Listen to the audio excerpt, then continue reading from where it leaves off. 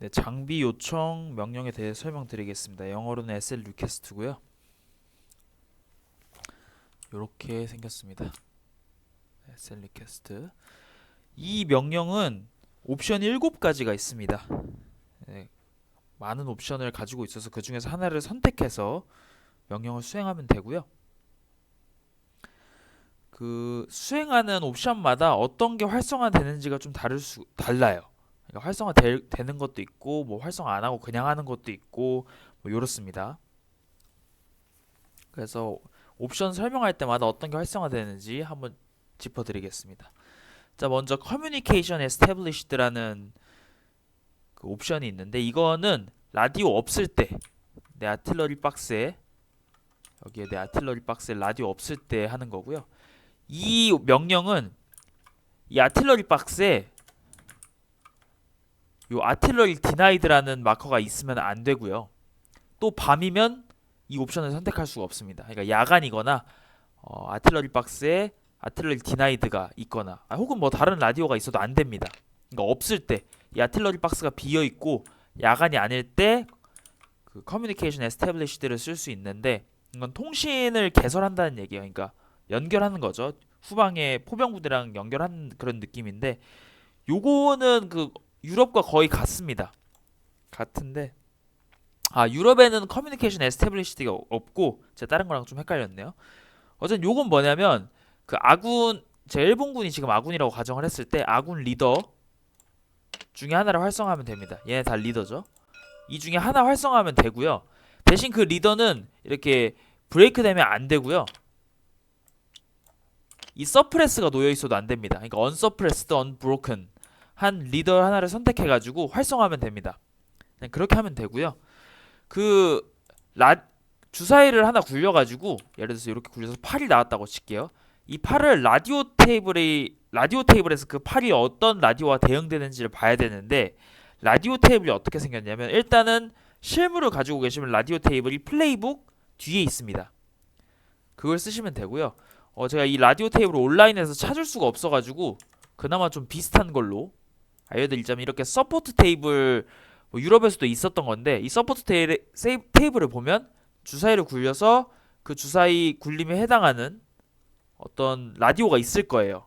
그 라디오 테이블에 그 라디오를 가지고 오면 되는데요.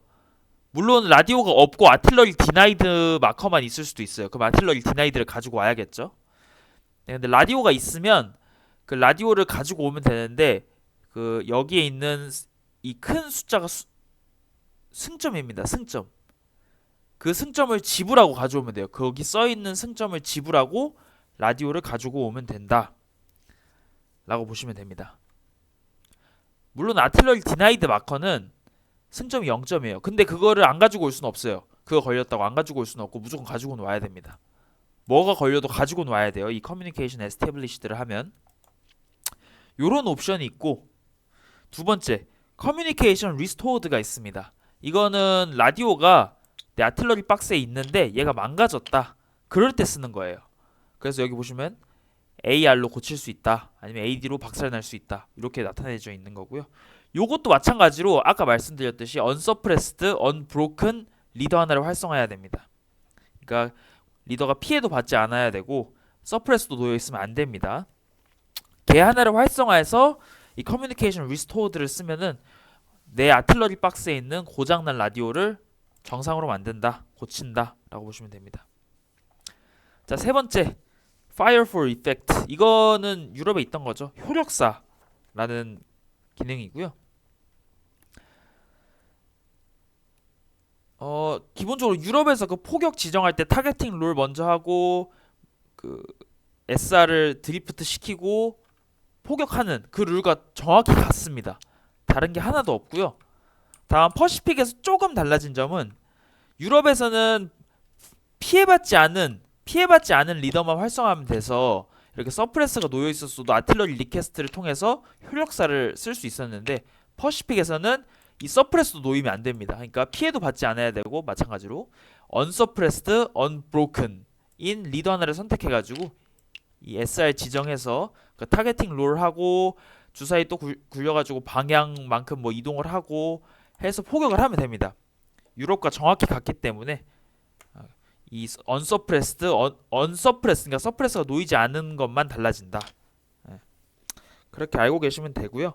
또한 퍼시픽에서 조금 더 다른 점은 그 기존에도 말씀드렸듯이 이렇게 밀리인 헥스 근접전이 일어날 것 같은 헥스에 이 SR 놓을 수 없습니다. 인접한 곳에도 놓을 수가 없어요. 물론 다른 데 지정했다가 이 방향 체크해서 막 이동하면서 이쪽으로 가는 거는 괜찮은데 이 근접전 마커가 있는 헥스에 인접하게나 그 헥스에 놓을 수는 없습니다. 뭐 그런 점이 다르다고 보시면 돼요. 이게 세 번째 Fire for Effect. 그래서 첫 번째, 두 번째, 세 번째가 전부 다 라디오 관련된 겁니다. 라디오를 사던가 아니면 라디오 고치던가 라디오로 후방 포병부대에 연락해서 효력사를 하던가 이렇게 세 가지 옵션이 있고요. 아직 4개 옵션이 더 남았어요. 자, 그럼 네 번째 옵션 설명드릴게요. 바밍 런이 있습니다. 이거는 폭격하는 거예요. 비행기가 날아다니면서 폭격하는 거라서 어떻게 좀 설명을 드리면 이렇게 근데 이 바밍 런을 쓰려면 이 항공기가 맵 위에 놓여 있어야 돼요. 맵 어딘가에 놓여 있어야지만 쓸 수가 있어요. 요 바밍 런은 어떤 것도 활성화되지 않습니다. 그냥 쓰면 돼요. 항공기만 맵 위에 있다면. 그래서 이렇게 항공기가 맵 위에 있을 텐데 지금 나중에 설명드린 스트래핑 런이 있고 그냥 기총소사하는 전투기가 있고요. 지금 바밍 런은 다이브 범버라는 급강화 폭격기 요 면으로 뒤집어서 쓰면 됩니다. 예를 들어서 항공기가 여기 있다고 가정을 할게요. 여기 있다고 가정을 하고 바밍 런을 한다고 하면은 이 항공기 앞면이 어떤 헥스의 6개의 면 중에 하나를 바라보게 이렇게 놓습니다. 그 다음에 어떤 이 여기 줄에 있는 목표 중에서 어떤 목표를 지정할지 선택을 해요. 네. 그래서 LOS가 보여야 됩니다. 그 X는 이 LOS는 어떻게 체크해야 되냐면 이 항공기가 언덕이 레벨 1, 레벨 2, 레벨 3 뭐 이런 식으로 되어 있는데 항공기는 가장 높은 레벨 5에 있다고 가정하고 LOS 체크를 합니다. 네, 그래서 웬만하면은 보일 겁니다. 그래서 이렇게 목표물을 지정할 수 있는 방향으로 항공기를 놓고 이렇게 LOS 체크를 하면 됩니다. 물론 LOS 체크도 되어야 돼요. 그래야지 폭격을 할 수 있기 때문에. 근데 요런 만약에 유닛이 하나도 없었다 뭐 적 유닛이 하나도 없으면 이 항공기는 그냥 카운터 믹스로 돌아갑니다. 그리고 이 명령은 끝나요. 그러니까 그러진 않겠죠. 보통 이 항공기를 쓸 때는 바밍 런을 할 때는 그러진 않고 그러면은 만약에 여기 적 유닛이 있었다고 지금 있다고 치고 어떻게 쓰는지 알려드릴게요. 먼저 이렇게 본 다음에 LOS 체크를 하는데 레벨 5에서 바라보기 때문에 이 그레스 LOS는 레벨 0에 있죠. 그러니까 무시합니다. 그리고 그럼 보이는 거죠. 보이면 그 항공기에 써 있는 게 공격력이거든요. 화력을 이제 퍼붓기 전에 그 기본적으로 올드넌스 그러니까 병기들이 하는 것처럼 타겟팅 굴림을 합니다. 어떻게 굴림을 하면 1, 2, 3 이렇게 거리 체크한 다음에 주사위를 굴려서 똑같아요. 이 주사위의 곱이 이 3을 초과했다. 그러면은 폭격을 할 수 있는 겁니다. 그거를 체크하고 만약에 그게 실패했다. 그럼 이 항공기는 맵에서 사라지고 카운터 믹스로 돌아갑니다. 그러면 성공했다 그럼 12로 그냥 사격 공격 굴림 하듯이 굴리면 돼요. 네. 이때 만약에 여기에 방어 시설이 있었다. 네, 방어 시설이 있었다고 치고 이 필박스가 만약에 놓여 있었는데 이 필박스 보시면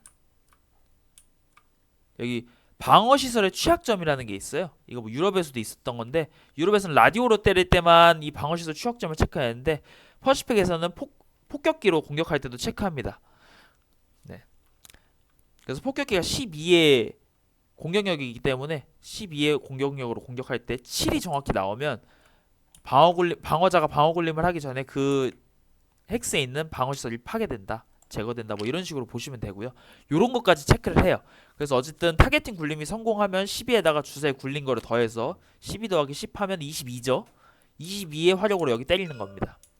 그때 만약에 여기가 7이 나왔다 주사위가 그럼 아까 말씀드린 대로 방어시설 취약점 체크해서 매치가 됐기 때문에 얘가 없어지고요. 방어 굴림을 하기 전에 없어지고 남아있는 방어자들이 그냥 일반 사격 맞은 것처럼 방어 굴림을 하면 돼요. 일단 그런 식으로 때릴 수가 있고요. 여기서 중요한 점은 이건 잔룰인데 이렇게 타겟팅 굴림이 성공하고 아니면 그러니까 타겟팅 굴림 시나 아니면 사격 공격 굴림 시에 이 항공기로 항공기가 공격을 하는 동안 나오는 주사위 굴림에 대해서 이벤트 트리거가 뜰 수가 있잖아요.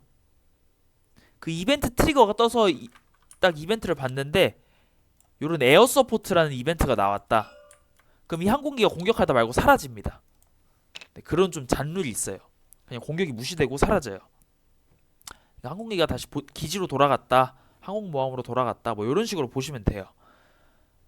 그러니까 항공기를 사용해서 공격하는 도중에 뭐 타겟팅 굴림을 하던 뭐 뭘 하던 어쨌든 주사위 굴림에서 이벤트 트리거가 나왔고 그 해당하는 이벤트가 에어 서포트였다. 그럼 항공기가 공격하다 말고 사라집니다. 그리고 뭐 더 이상 아무런 효과가 안 나오게 되는 거죠. 그게 바밍 런이고요. 두 번째, 파이터 기총소사 스트래핑 런에 대해서 알려드리겠습니다. 이 스트래핑 런도 마찬가지로 어떤 것도 활성화되지 않아요. 그냥 맵 위에 항공기만 있으면 됩니다. 요거는 재밌는 점은 아까 항공기는 헥사나 지정해가지고 타겟팅 롤 굴리고 공격을 하면 됐는데 스트래핑 런은 그냥 일반적으로 사격 공격하듯이 그냥 바로 때리면 됩니다. 바로 때리면 돼서 요렇게 있었다고 가정을 해볼게요. 네, 그리고 항공기가 보시면 앞에 4헥스를 훑고 지나가죠. 4개 헥스를 요렇게 훑고 지나가면 됩니다. 이 항공기의 인접한 헥스부터 이렇게 쭉 일직선으로 훑고 지나간다고 보시면 되고요. 그냥 9의 공격력으로 공격을 하면 됩니다. 이것도 마찬가지로 레벨 5에 있는 상황이기 때문에 일반적으로 LOS가 이 화력을 감소시키진 않아요. 뭐 예외 상황이 있긴 하죠. 연막이라던가 아니면 뭐 다른 것들. 연막이 LOS를 일단 방해하는데 가장 연막은 레벨 1이건 레벨 2건 레벨 3이건 뭐 상관없이 모든 레벨에서 그 연막 수치만큼 방해를 하기 때문에 만약에 여기에 연막 1이 있었다. 연막 1이 있었다. 그러면은 얘가 여기를 공격할 때도 1이 깎인 채로 8로 공격을 할 거고 여기도 8로 공격을 할 거고 여기도 8로 공격을 할 거고 뭐 이런 식으로 공격을 하겠죠. 네, 연막이 시야를 방해하니까.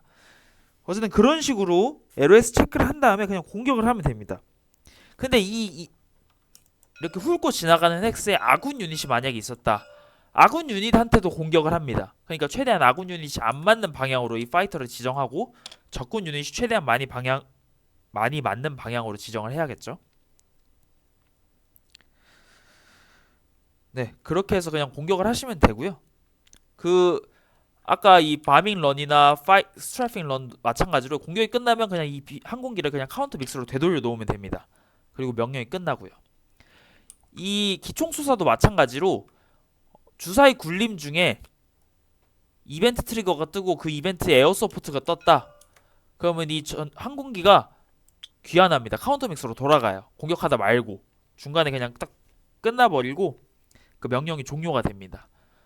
그러니까 이게 뭐 디자이너 노트로는 그냥 다른 전선을 지원하러 갑자기 갔다. 다른 지역을 급하게 지원하러 갔다. 뭐 이런 식으로 그냥 알아두시면 됩니다. 이거 잔룰이죠.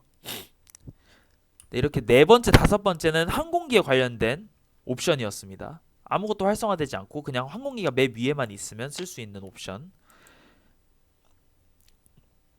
그리고 여섯 번째, 일곱 번째 옵션이 남았는데요. 일단 여섯 번째 옵션부터 알려드릴게요.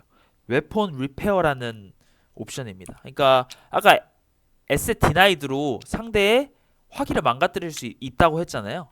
네. 근데 에셋 리퀘스트로 무기를 고치면 됩니다. 네, 컴백 커맨드 유럽에서는 무기가 고장나면 랜덤엑스 뽑힐 때마다 숫자 보면서 비교했는데 퍼시픽은 그런 게 아예 사라졌고 그냥 화기가 고장났다. 그럼 에셋 리퀘스트 오더 써서 웨폰 리페어라는 옵션을 선택해서 고치면 됩니다. 단 이때 조건이 있어요. 이 무기를 들고 있는 화기를 들고 있는 유닛은 서프레스 받지도 않아야 되고 그리고 브레이크 되지도 않은 상태여야 됩니다. 그러니까 피해받지도 않고 제압당하지도 않은 상태의 유닛만 골라서 그 유닛이 갖고 있는 고장난 화기를 고친다라고 보시면 되는데, 이 유닛은 그럼 활성화가 되는 겁니다. 네. 이 유닛을 활성화해가지고 화기를 고쳐요. 그럼 뭐 이 유닛은 그 턴 동안은 다시 활성화가 안 되겠죠. 네, 고치는데 턴을 썼다라고 보시면 되고요. 네, 그리고 일곱 번째 명령으로 일루미네이션이 있습니다. 조명. 네, 조명탄 쏘는 건데, 그걸 SN 리퀘스트로, 이건 ST9이네. 네, SN 리퀘스트라는 오더를 통해서 일곱 번째 옵션을 쓰는 거고요. 이거는 포격 요청, 그러니까 Fire for Effect와 마찬가지라고 생각을 하시면 돼요. 이 리더 중에서 서프레스 당하지 않고 피해받지 않은 리더 하나 선택해가지고, 네, 마찬가지로 SR 지정한 다음에 그 타겟팅 롤 굴리고 주사위로 방향 정해서 방향대로 드리프트하고 SR이 뭐 이렇게 드리프트를 해서 그 지역에 조명탄을 떨굽니다. 네, 그냥 효력사랑 하는 방법은 같은데, 완전히 똑같은데, 다만 이 일루미네이션은 그냥 공격을 하는 게 아니라 그냥 조명탄을 떨군다 라고 보시면 돼요.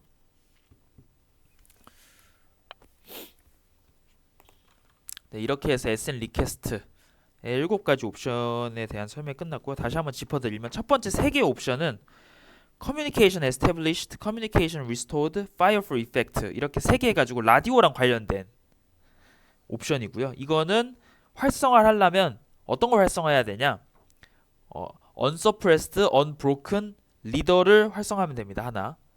이렇게 해서 3가지 옵션을 수행할 수 있고, 두 번째 바밍 런이랑 스트라핑 런이 있는데, 그러니까 급강화 폭격이랑 기총소사, 이거는 아무도 활성화가 되지 않지만 맵에 항공기 마커가 놓여 있어야 된다. 물론 당연히 아군의 항공기 마커가 놓여 있어야겠죠. 그리고 세 번째로 웨펀 리페어. 네. 이거는 아군 언서프레스드 언브로큰한 아군 유닛 하나 활성화해가지고 그 유닛이 갖고 있는 고장난 화기를 고치면 됩니다. 그리고 마지막으로 일루미네이션. 이거는 효력사랑 Fire for Effect랑 같은 방식으로 SR 놓고 Unsuppressed, Unbroken한 리더를 활성화해서 그냥 포격하듯이 진행을 하면 되고요. 다만 이 SR이 드리프트 해온 곳에 때리는, 이 드리프트 한 곳을 때리는 게 아니라 이 조명 스타쉘 마커를 그냥 갖다 놓으면 된다 라고 보시면 됩니다. 네, 이게 SN 리퀘스트가 컴백 커맨더 퍼시픽에서 가장 어려운 명령입니다.